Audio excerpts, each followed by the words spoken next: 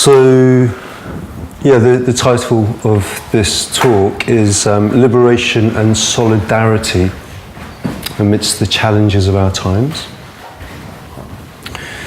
Over the last few years, I've often used a couple of quotes to kind of reflect how difficult it has become for many people to imagine that a better world is genuinely really possible.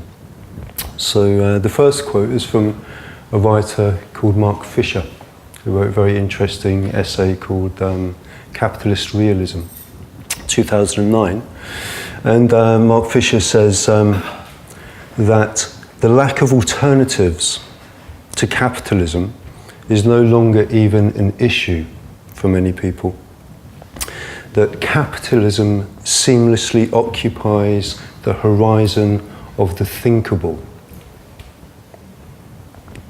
And he coined a phrase in that essay, which was the idea of reflexive impotence.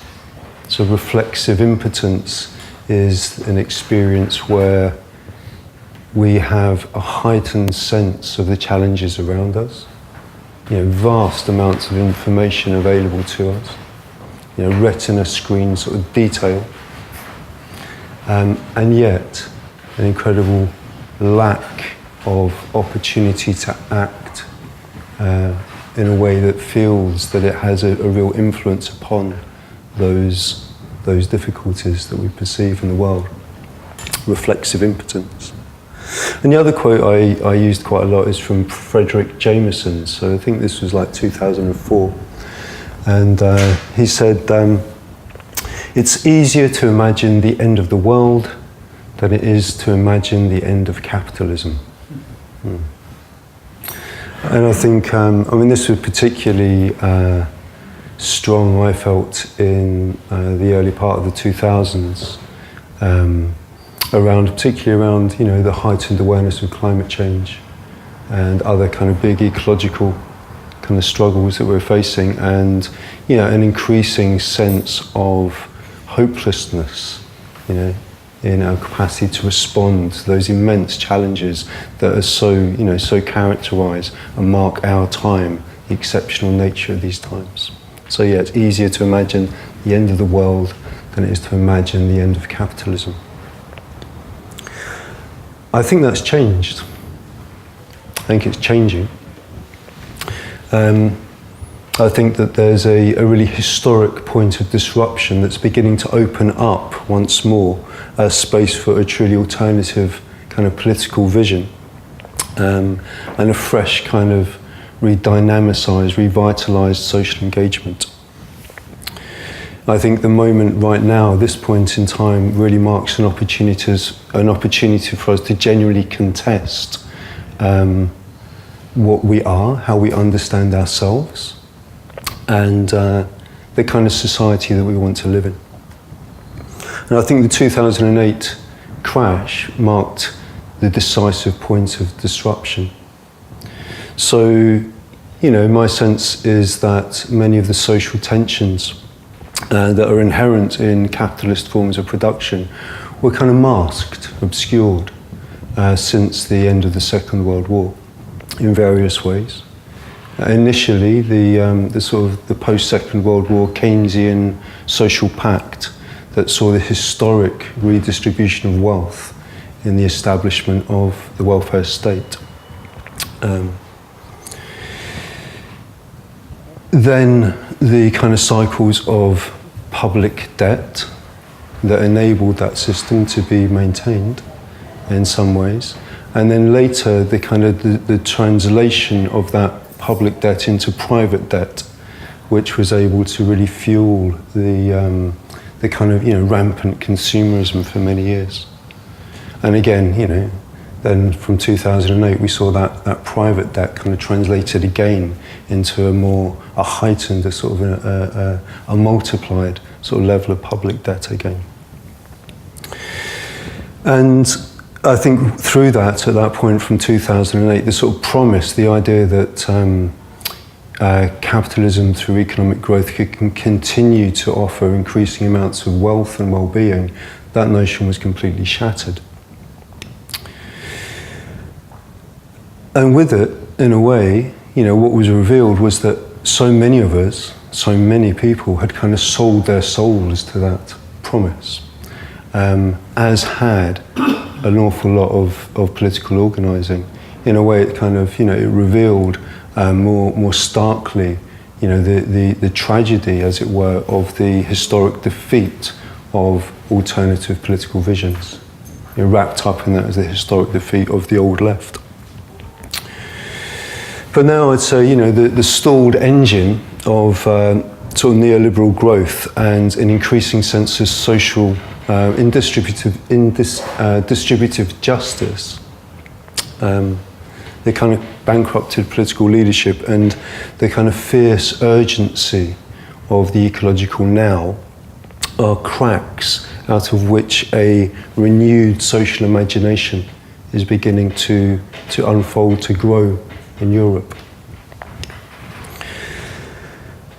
So it's true, I think, that the kind of lack of progressive organising, the historic defeat of the old left, meant that, as we saw last year especially, that the right has been far better placed to channel the discontent that is surfacing in this point of disruption.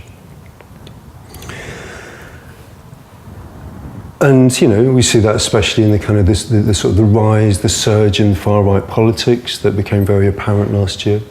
It seems to be a very strong kind of influence on the Brexit experience in the United Kingdom. But in a way that kind of woke quite a few people up. I think many people have been pretty complacent in a sense up until then, and I think a lot of people have been woken up, and I think there is a really revitalising of the political landscape sort of taking place. In the UK, I think specifically since the kind of Brexit vote, the referendum, the sort of revitalisation of that. So we no longer live in a world where the horizon of the thinkable is delimited by capitalism or its sort of austerity politics. Instead, we've kind of opened into a space of more open crisis. Gramsci described a similar condition in 1930 with the phrase, "The crisis consists precisely in the fact that the old is dying and the new cannot yet be born." We're living in a period of incredible uncertainty. There's so many factors at play. But I think it's a period in which our efforts to promote and build a future that's life-affirming is really vitally important. So for us at the Ecodharma Centre, one of our responses to that perception is we're establishing a new training centre which opens in the autumn. It's called the ULEX project, and it focuses specifically on building capacity in social movements across Europe. It's a pan-European project. And at that centre, the training we do is largely framed, well, it's exclusively framed in a secular manner. Right? But the training, the ethos, the content, what we're doing there is very, very much underpinned by a conviction that the Dharma, the insights, the practices of Dharma, have so much to contribute to this social re-engagement. That re-engagement isn't easy. There are so many challenges, but the Dharma can support us to engage effectively. We frame that in secular language to kind of make it more available to more people, because we sort of feel so keenly the importance of a really extensive impact and the importance of rebuilding a sense of collective agency. So we want that to reach more people. But our understanding, the methodologies, what we're offering is really informed by this sort of conviction, the sense that the Dharma can really offer something very, very valuable to that social engagement. My experience is that, the Dharma is so useful in terms of our ability to work effectively with other people. Very challenging, right? Collaborating with others. very challenging. But it can really, really support that in so many ways. It can really provide us with a much greater, much deeper emotional resilience, facing, the immensity of the challenges we're facing. And the kind of clarity and the mental agility that Dharma practice can provide us with as well. It can help us to kind of do politics in fresh and creative and new ways. It can help us to sort of think outside the box in lots of ways, to be much more responsive. But I think it can only do that if we avoid important misunderstandings of the Dharma. I feel that there's far too much of contemporary Dharma that focuses on the individual and individual consciousness, which is a tendency that in a way just reflects the atomizing, fragmenting, individualistic tendencies in society at large. Instead, I think we need to stay true to a presentation of the Dharma that helps us to avoid the kind of spiritual dead end or kind of escapism and quietism. So, what could Buddhism offer a renewed kind of engagement? So, I think for it to be relevant, we need this enriched sense of what Buddhism is and what it can become. I think we need to sort of refuse to succumb to a reduced vision of humanity and society. I think a relevant Buddhism needs to avoid the kind of debilitating separation between the personal, the spiritual, and the political. It needs to really unreservedly kick off the sort of divisive dualism of self and other. And that's the kind of work that we're trying to do, in the Ecodharma Centre, and find, which is, it's a very, very ambitious project in a way, very ambitious project.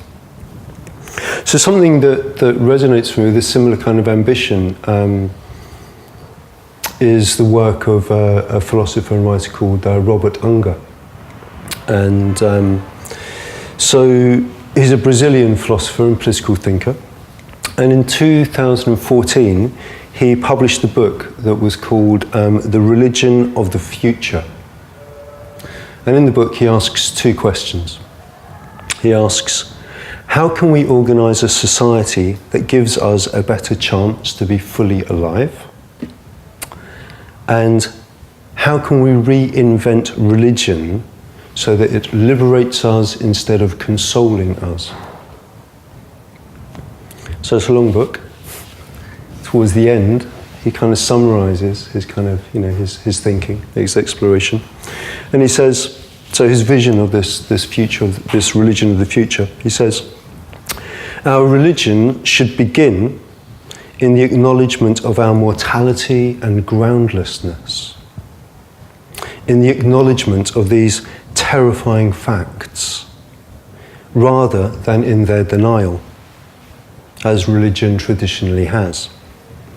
It should arouse us to change society, culture, and ourselves so that we become, all of us, not just the happy few, bigger as well as more equal. It should therefore, as well, make us more willing to unprotect ourselves for the sake of bigness and love. It should convince us to exchange serenity for searching. Then, so long as we live, we shall have a greater life and draw farther away from the idols, but closer to one another, and be deathless temporarily.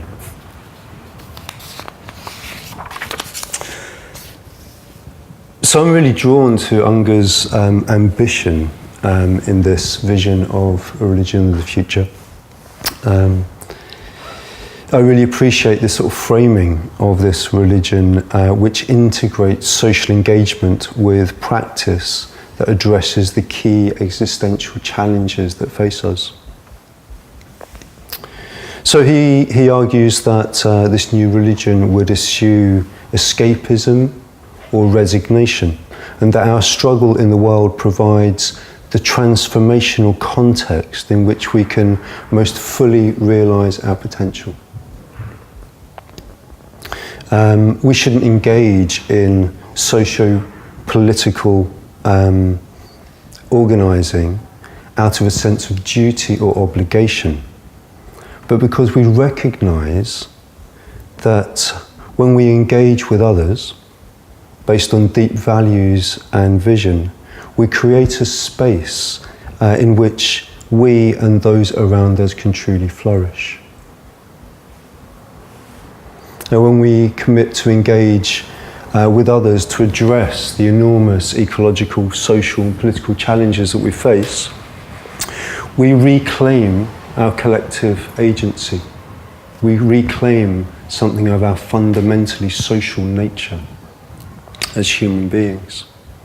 And we create a crucial context for the transformation of ourselves and those around us. Committed collaboration with others on that basis can bring forth our creativity and the care that really lies within us. When we empower that kind of commitment with practices and insights of the Dharma, as I was saying, the results are deeply transformative.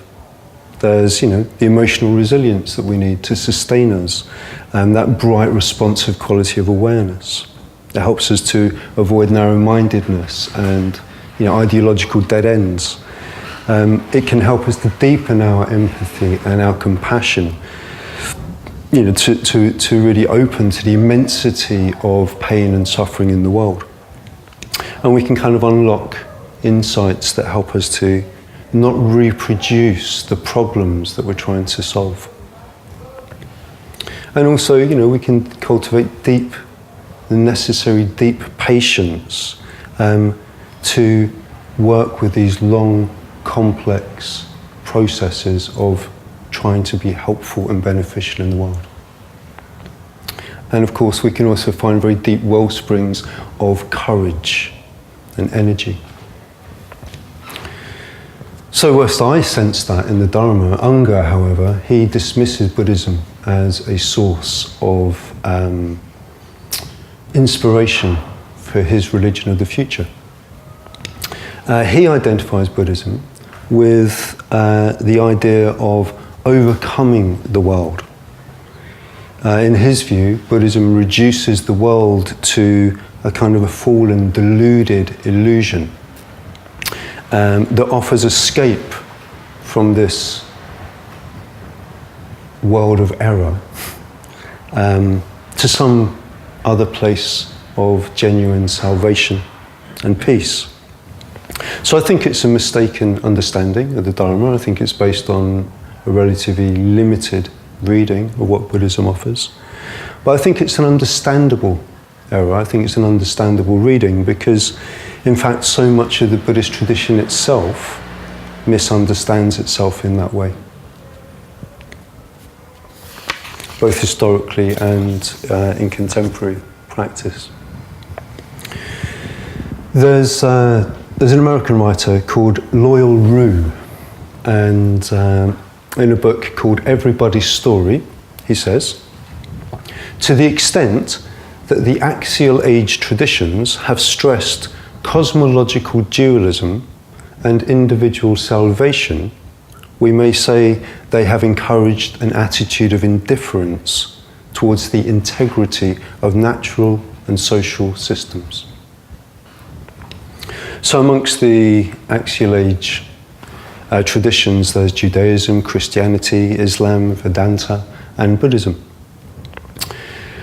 And he's saying that to the extent that they operate within a religious framework that places a truer, more real, more sacred reality above, beyond, or behind a fallen and illusory world, salvation is seen to lie in escaping to that somewhere else, heaven or nirvana. And this cosmological view undermines our struggle in the world. Both cosmological dualism and the pursuit of a personal salvation conduce towards a kind of withdrawal. They lead to a lack of care for the ecological and the social context that we live in. So these pitfalls of cosmological dualism and individual salvation are and have been real problems for Buddhism. And historically, we can see that in the early Buddhist depiction of the goal of nirvana and the arahant ideal. And we can also see it in contemporary forms of Buddhism that emphasize the psychological resolution of personal suffering, or in approaches that excessively emphasize emptiness and no self. So the influence in neoliberalism and the alienating social field that it's generated has reframed how many people approach and present the Dharma. You know, in many cases it's become an individual affair focused on our own state of mind.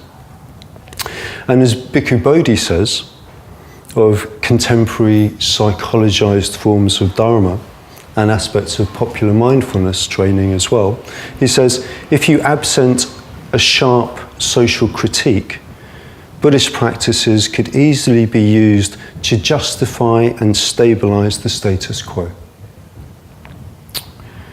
becoming a reinforcement of consumer capitalism.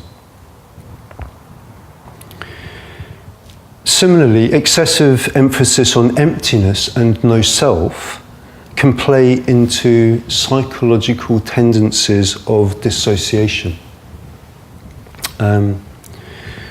where the profound teachings of non-attachment actually get in the way of people learning how to form healthy connections based on care and compassion. There are approaches that ironically seem to become attached to non-attachment. So we can see that in some contemporary forms of Neo-Advaita, the satsang style teachings that are very popular today, and also in insight meditation teaching that doesn't emphasize sufficiently ethical commitment or spiritual community. So those are all paths towards evasion rather than engagement. There are approaches that contemporary alienated consciousness finds very attractive, and that lead us into a kind of pseudo-spiritual dissociation. For authentic spiritual development, we need engagement, we need connection. As Sangha has said, an individualistic approach or motivation for the spiritual life is not the spiritual life at all. Those stunted versions of the Dharma, they lead us into traps. And on top of that, they strengthen damaging tendencies in the world that we share. So if Buddhism is to contribute meaningfully to engagement in the world, we need to rid it of both cosmological dualism and the false promise of some kind of personal salvation. Fortunately, historically, that's precisely what the Mahayana has supported us to understand. Right? The Mahayana philosophized the non-duality of nirvana and samsara, avoiding cosmological dualism, and emphasized the centrality of compassion, placing altruistic motivation right at the very heart of Dharma practice, avoiding individualistic preoccupation. The Mahayana addresses the problem by surpassing the ideal of personal liberation with what we know as the Bodhisattva ideal. The Bodhisattva commits to liberate all beings. Rather than seeking escape from this world and the peace of nirvana, the Bodhisattvas ground their practice in an aspiration to support the spiritual flourishing of all beings, which is a beautiful ideal that integrates compassionate solidarity for all beings with the wisdom that recognise that we're not ultimately separate from them. Traditionally, the path of the Bodhisattva begins with the vow to attain enlightenment for the benefit of all beings, and to defer entering nirvana until all beings are liberated. Which is a beautiful, very noble ideal, but still it supports a mistaken conception of nirvana. In that way of talking, we can still be left with a view that indeed there is a nirvana in some other place of salvation, that the Bodhisattva merely puts off entering until later. And the ideal of commitment that's implied in the Bodhisattva vow is really powerful, but it still harbours a subtle cosmological dualism. But that narrative is only figurative. Philosophically, the Mahayana actually goes further than that. As the Buddha Bhumi Sutra says, when liberation is achieved, there is no difference between samsara and nirvana. They are regarded as of one taste. And more radically than that even, the Mahayana reframes the final goal of practice not as nirvana, but as apratishita nirvana, which is translated as not dwelling in nirvana, or non-abiding nirvana. So this is a vision of liberation in which the Bodhisattva doesn't turn their back from either nirvana or samsara. It's a vision of liberation amidst and within the struggles of the world. With this idea, we find that the Mahayana doesn't accept escapism, the seeking of salvation elsewhere, or a complacent acceptance that we're simply doomed to suffer endlessly in this world. In a sense, it matches something of Anga's aspiration for his religion of the future. Liberation, in this sense, is not found by escaping from the world, but by transforming fundamentally the way we engage in the world. So David Loy is a Buddhist scholar and teacher. Expresses this very well in a book called Awareness Bound and Unbound. Awareness Bound and Unbound. So he suggests that delusion, ignorance, samsara, is awareness trapped. And liberation, enlightenment, nirvana, is awareness unstuck because it's free from grasping. And he points to the teachings of Zen master Hakuin, who says that the difference between Buddhas and the rest of us is like that between water and ice. Without water, there's no ice. And without Buddhas, there are no sentient beings. So David Loy goes on to ask, are we just frozen Buddhas? So unfreezing awareness, liberating its unboundedness, is what Buddhist practice is really about. Practices that support us to bring a non-grasping attention to experience are what help us to thaw out. So methodologically, we find this often in the practices that help us to deconstruct limiting views, our sort of narrow attachments to a small ego identity, to conceptual closure, attachment to the kind of desperate hanging on to that which is insubstantial and impermanent. But those deconstructive practices, they're only part of what the Dharma offers us. If we mistakenly think that these explorations of emptiness or no self are the whole of the Buddhist teaching, we miss out on so much of what it's offering. There's a Japanese Buddhist scholar called Gajin Nagao, and he talks about Mahayana Buddhism as having these two directions, articulating two directions of the spiritual life. He calls those two directions ascent and descent. And in his reading, the two great strands of Mahayana, the Yogacara and Madhyamaka, they articulate in a complementary way these two directions of the spiritual life. So, you know, in a lot of scholarship until relatively recently, often the Madhyamaka was contrasted with Yogacara. There was a sort of, you know, there was a view of a kind of some sort of dichotomy between them. But the Tao suggests, you know, that only reflects the kind of the later, less sophisticated understandings, and not really the understanding of the early Mahayana thinkers themselves.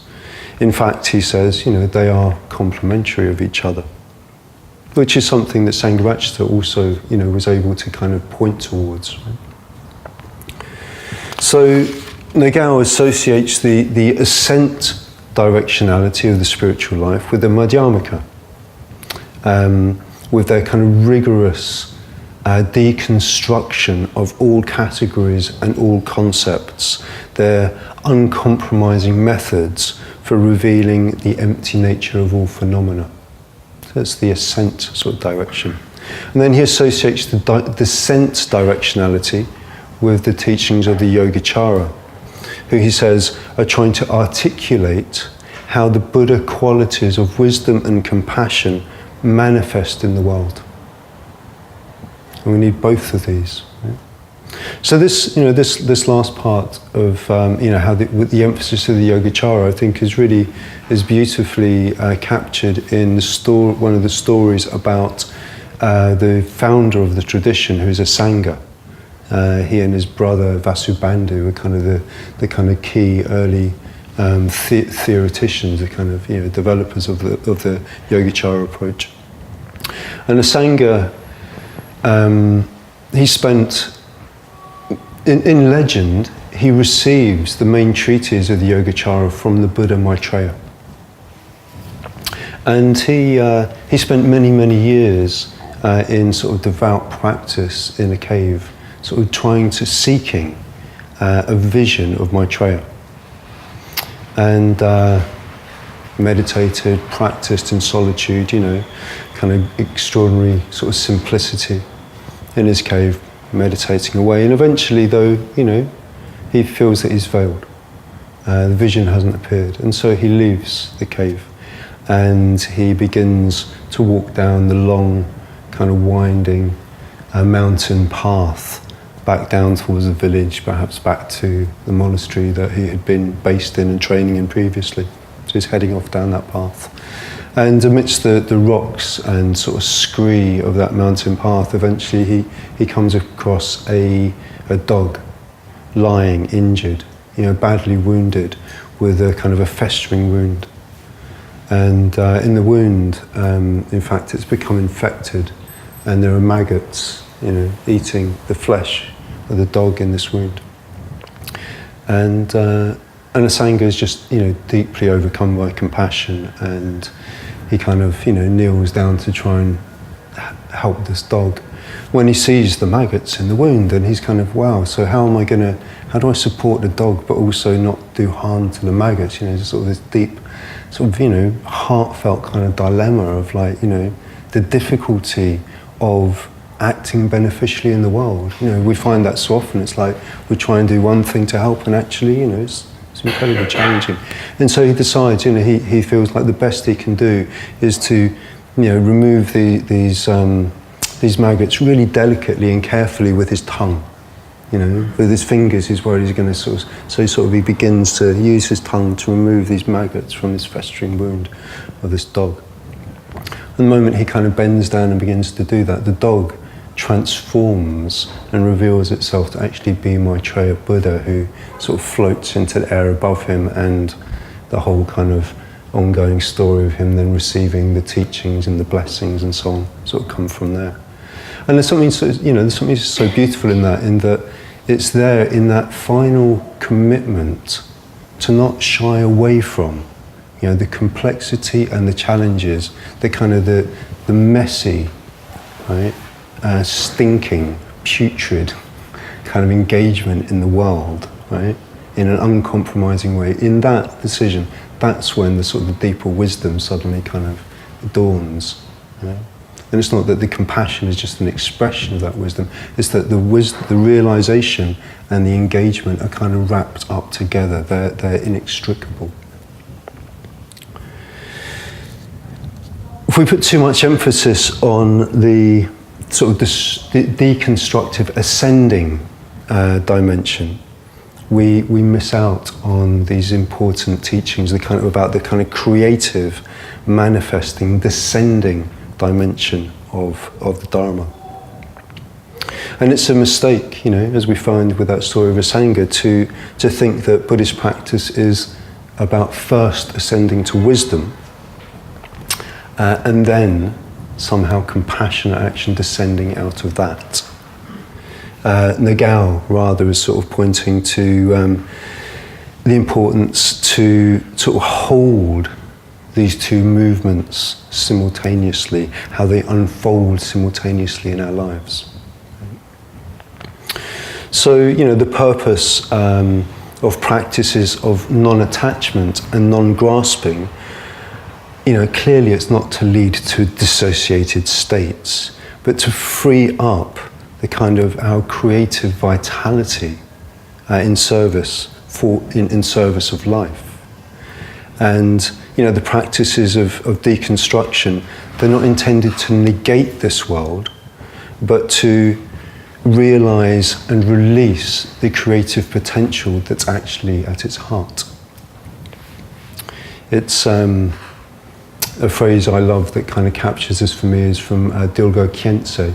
And Dilgo Khyentse says, when we recognize the empty nature, the energy to benefit others dawns effortless and uncontrived.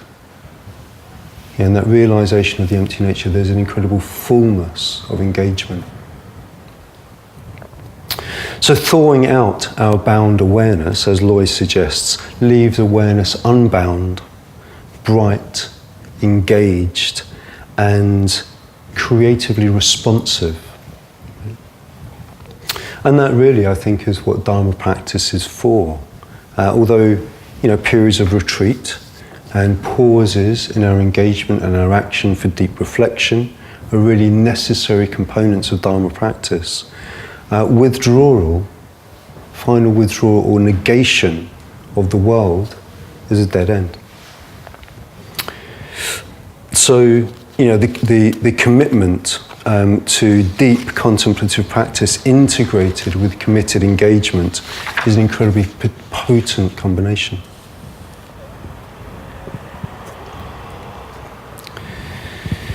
So I'm really interested in, you know, what the Dharma can bring to these challenges at this time.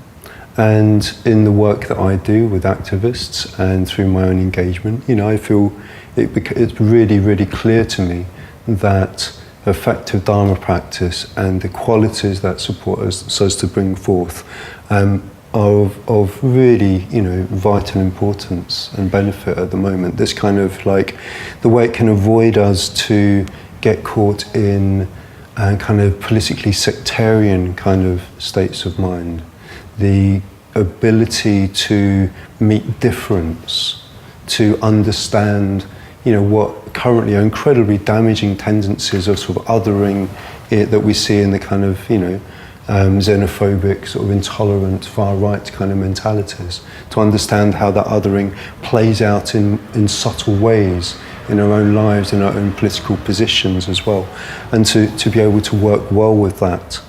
You know, the qualities that Dharma practice brings forth helps us to really avoid the kind of ideological closure that stop our political engagement being as responsive as it really could be. You know, it helps us to cut through, and I've seen, you know, see this so often in environmental activism, the kind of deep despondency that arises for people, the cynicism that comes after years of failure in responding to these things. And of course, for us to make it a benefit, the development of social movements that have real lasting institutional impact, they're multi-generational projects. We need to be able to stay and sustain our engagement for the long haul, despite inevitable defeats, despite inevitable failings and mistakes in our attempts to work with the sort of messy realities of social life and social change. And the Dharma, I think, can resource us to do that. It can resource us not to hang on to ephemeral kind of passing hopes, but to sustain ourselves with a much deeper kind of motivation, that includes a deep patience and a deep understanding of the inevitability of the challenges and conflicts that there are in the world. So I think the Dharma can help us to re-envision these kind of spiritual, political projects, instead of deferring our salvation into some sort of social utopian future, some kind of somewhere else kind of redemption. It encourages us to recognize our salvation right here in the heart of our action. Liberation, I sense, lies in the heart of our responsive and caring engagement in this moment. So it implies an approach to politics that takes seriously the combined project of forging new social relations and new consciousness. It implies an approach to spiritual practice that breaks with cosmological dualism, the narrow goal of personal liberation, and the spiritual goal becomes the realization of a responsive, unbounded awareness that's empowered and engaged and evolving. A sense that our liberation and the liberation of others are bound together. And it's through our efforts to liberate ourselves and others together that we really come alive. So, there you have it.